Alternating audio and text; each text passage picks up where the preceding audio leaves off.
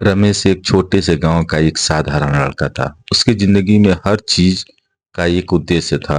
वह अपने माता पिता का इकलौता बेटा था और उनके सपनों का केंद्र। रमेश पढ़ाई में बहुत होशियार था और अपने गांव के स्कूल में हमेशा अच्छे नंबर लाता था। उसके माता पिता ने अपनी मेहनत और बचत से उसे शहर के एक बड़े कॉलेज में पढ़ने भेजा, ताकि वह पढ़ लिख कर एक सफल इंसान बने और अपने परिवार की स्थिति को बेहतर कर सके। शहर में आकर रमेश को सब कुछ नया और अनोखा लगा। यहाँ का माहौल बिल्कुल अलग था। चमचमाती सड़कें, ऊंची ऊंची इमारतें और हर तरफ तेज रफ्तार जिंदगी। शुरुआत में रमेश ने खुद को पढ़ाई में व्यस्त रखा। वह अपनी किताबों में डूबा रहता और केवल इस बात पर ध्यान देता कि उसके माता पिता ने जो सपने देखे हैं उन्हें पूरा कर सके। कॉलेज में उसकी मुलाकात निशा से हुई। निशा बेहद खूबसूरत और आत्मविश्वासी लड़की थी। वह हर किसी की नजरों का केंद्र थी। रमेश को उसकी हंसी, उसकी बातें और उसका आत्मनिर्भर स्वभाव बहुत आकर्षित करने लगा।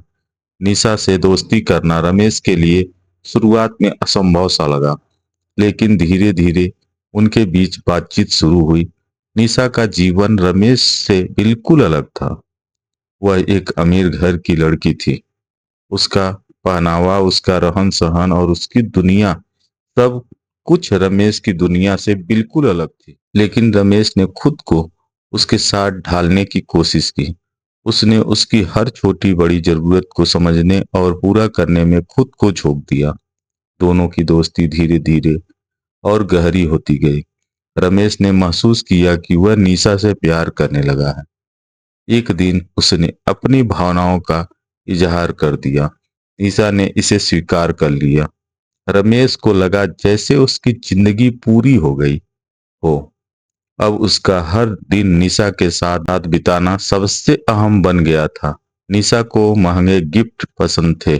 वह रमेश से कहती कि उसे कोई खास चीज चाहिए और रमेश किसी भी हालत में उसे लाने की कोशिश करता। शुरुआत में रमेश ने अपनी बचत से यह सब किया, लेकिन जब पैसे खत्म हो गए तो उसने दोस्तों से उधार लेना शुरू कर दिया। वह निशा के साथ महंगे रेस्टोरेंट जाने लगा, जहाँ का खर्च उसकी पहुंच से बाहर था। धीरे धीरे रमेश की पढ़ाई पर असर पड़ने लगा। जहाँ वह पहले अपनी क्लास का सबसे होशियार छात्र था, अब वह लेक्चर्स मिस करने लगा। उसके प्रोफेसर और दोस्त उसे बार बार समझाते, लेकिन रमेश निशा के प्यार में इतना खो चुका था कि उसे किसी की बात सुनाई नहीं देती थी। कुछ महीनों में रमेश पर कर्ज का दबाव बढ़ने लगा। जो पैसे उसने उधार लिए थे उन्हें लौटाना मुश्किल हो रहा था। इसके बावजूद वह निशा के लिए हर संभव कोशिश करता रहा। उसने अपनी किताबें बेच दी और यहाँ तक कि अपने घर से पैसे मांगने के लिए झूठ बोलना शुरू कर दिया। निशा को रमेश की इन बातों से कोई फर्क नहीं पड़ता था। उसके लिए रमेश सिर्फ एक अच्छा दोस्त था, लेकिन उसने कभी यह नहीं सोचा कि रमेश ने उसके लिए क्या क्या त्याग किए हैं। एक दिन निशा ने रमेश से कहा कि वह अब इस रिश्ते को खत्म करना चाहती है।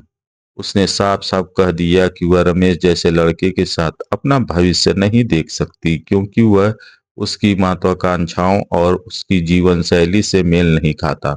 रमेश यह सुनकर टूट गया। उसने निशा के लिए अपनी जिंदगी के हर जरूरी पहलू को नजरअंदाज कर दिया था। अब न उसके पास निशा थी, न पैसे और न ही पढ़ाई में सफलता। उसके दोस्तों ने भी उससे दूरी बना ली, क्योंकि वह उनके पैसे नहीं चुका पा रहा था। रमेश ने घर लौटने का फैसला किया, लेकिन वह अपने माता पिता की आंखों में देख भी नहीं पा रहा था। उन्होंने उसकी पढ़ाई के लिए जो सपने देखे थे वह सब चकनाचूर हो चुका था। रमेश अपनी आत्मग्लानि में डूबा हुआ था। कुछ समय बाद रमेश ने खुद को संभालने की कोशिश की। उसने दोबारा पढ़ाई शुरू की और अपने जीवन को पटरी पर लाने का प्रयास किया, लेकिन वह जो समय और मौके खो चुका था वे कभी वापस नहीं आ सके। उसकी यह कहानी इस बात की याद दिलाती है कि प्यार में खुद को इस कदर खो देना कि आप अपनी प्राथमिकताओं और जिम्मेदारियों को भूल जाए कभी भी सही नहीं होता।